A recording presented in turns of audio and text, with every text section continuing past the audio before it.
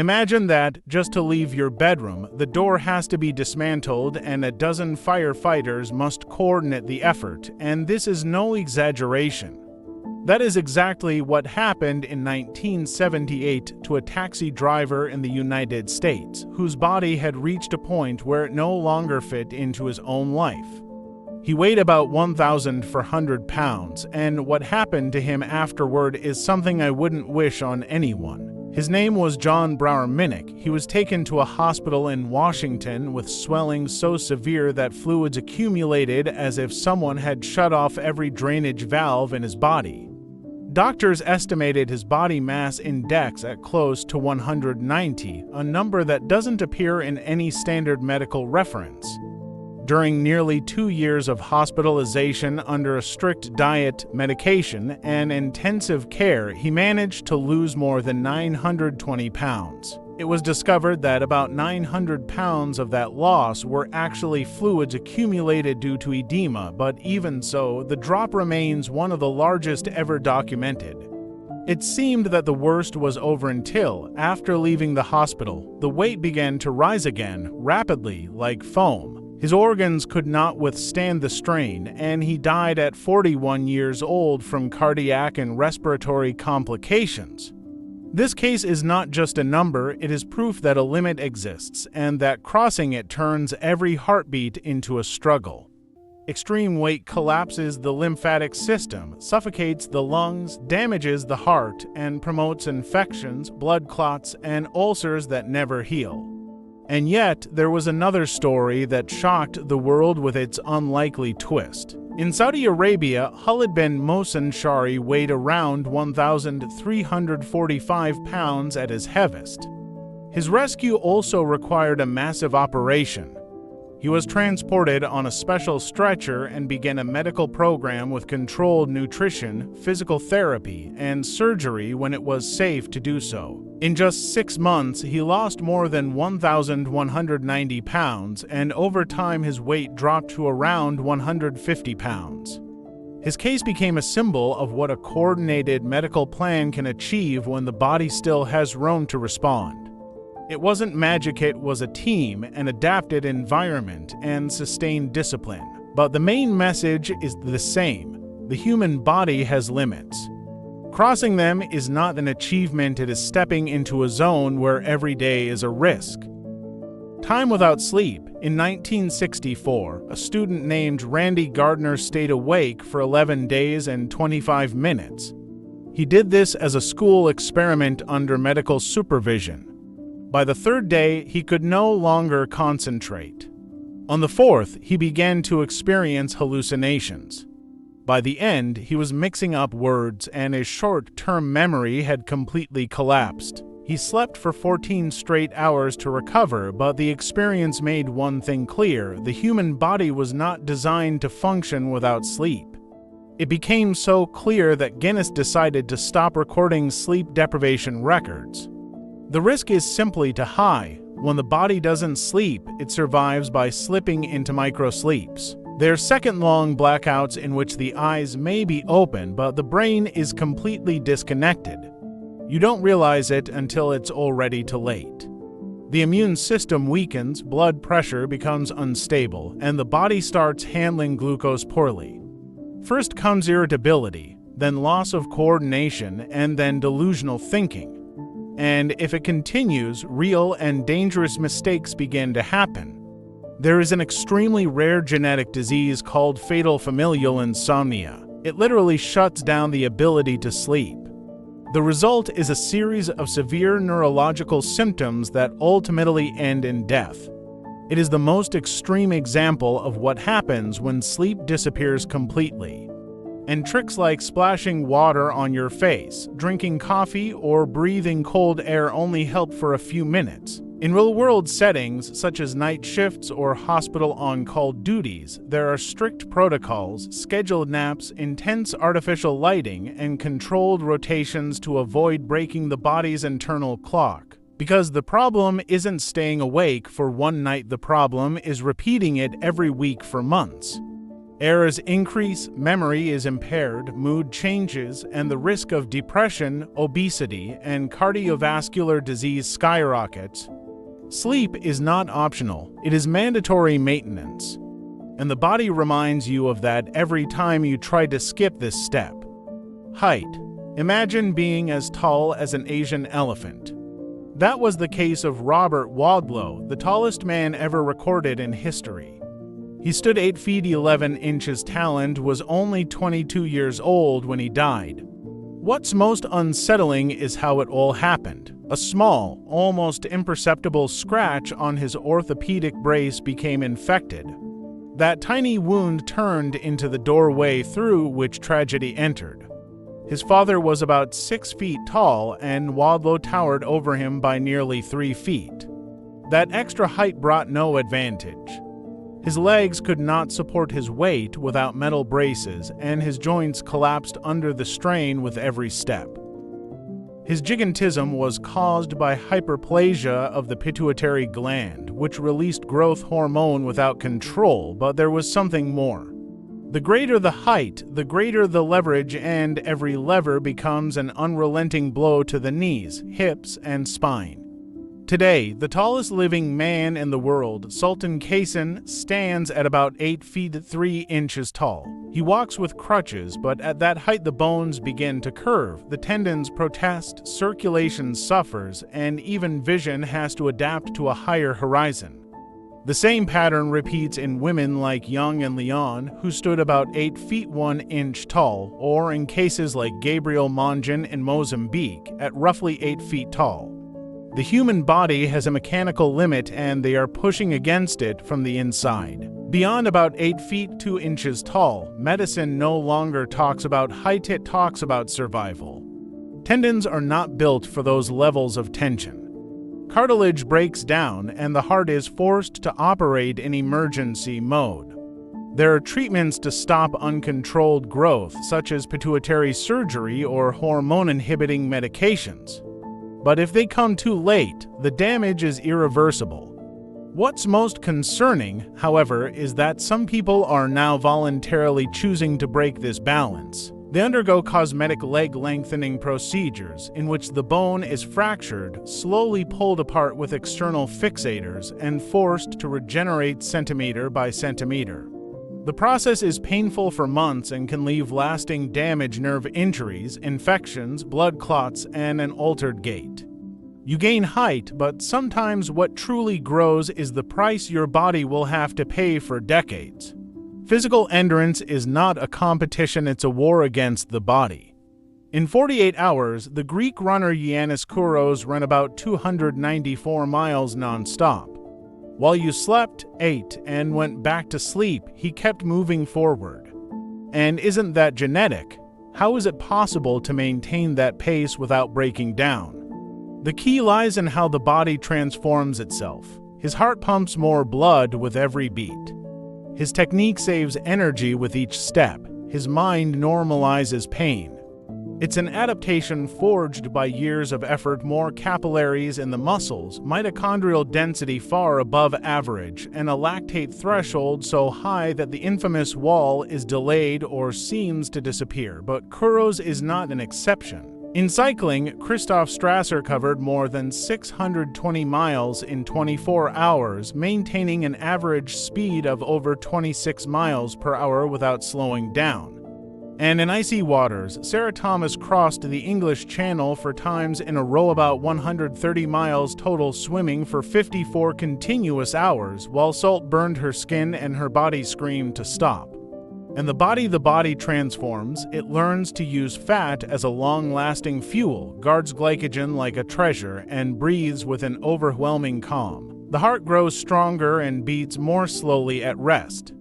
Muscle fibers coordinate their motor units with maximum efficiency to extract every bit of energy.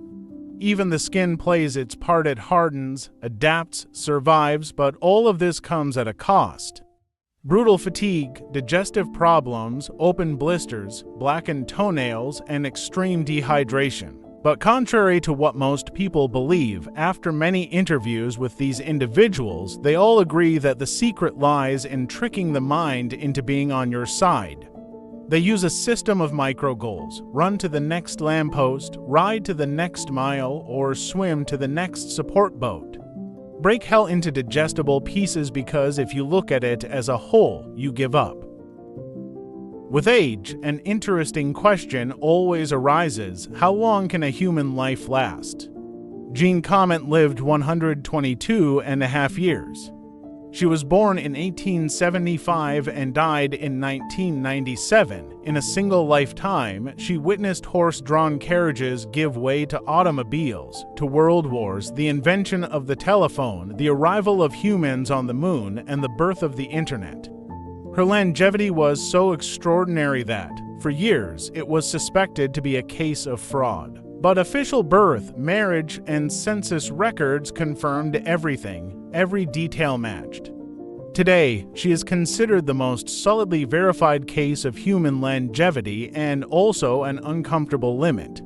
Because although science has documented thousands of centenarians, very few surpass 115, and reaching beyond 120 seems to require more than genetics alone.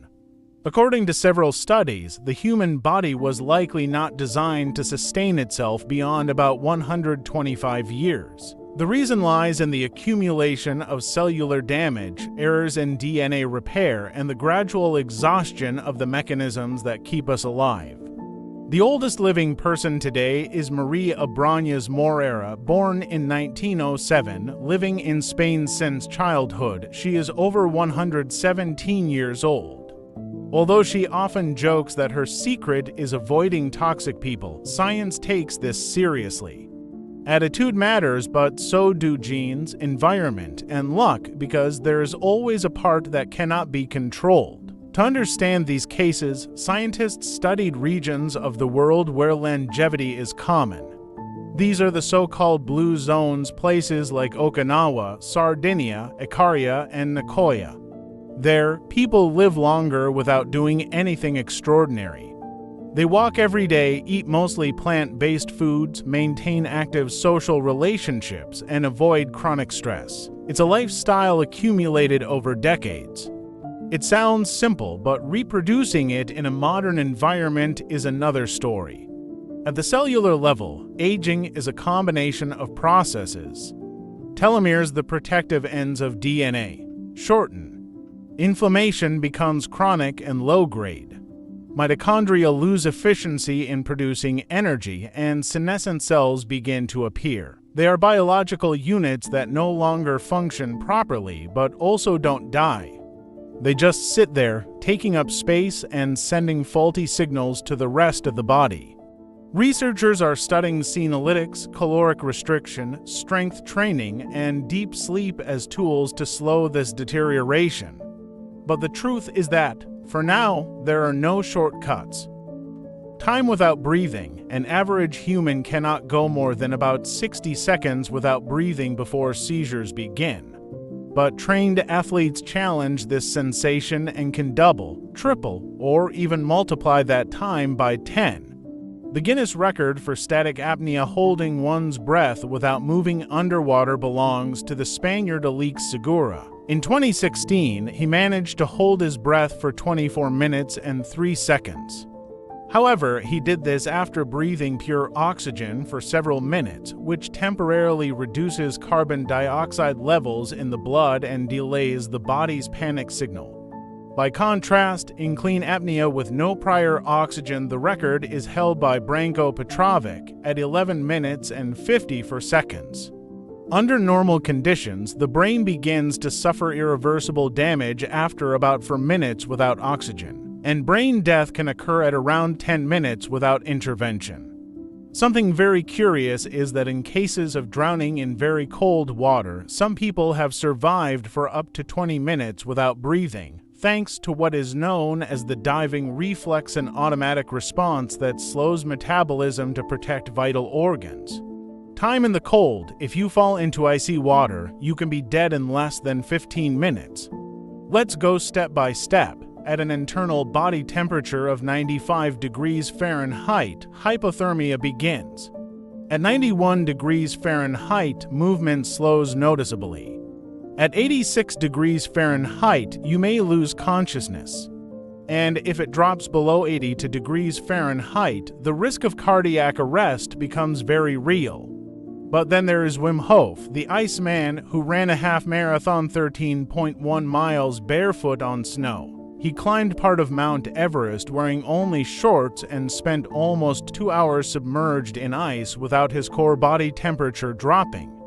This man is well known in the world of biohacking and holds several Guinness records, and how does he do it? It's not a trick. His method combines controlled breathing, progressive cold exposure, and a level of mental focus he trains daily. Before entering the ice, he hyperventilates, boosts adrenaline, and dampens the body's alarm response. He even managed to control his immune response to toxins in clinical trials. Literally, he taught his body not to panic. And it's not that he has special genetics. He randomly selected a group of people, taught them his method, and they were also able to perform impressive feats in the cold. Some say that one can consciously control his nervous system at will, but outside of this extreme case, biology remains clear. A person without preparation for the cold can develop hypothermia in less than an hour. And in icy water, that time drops to just 10 to 15 minutes. Wim Hof is the exception for everyone else. The cold does not forgive mistakes.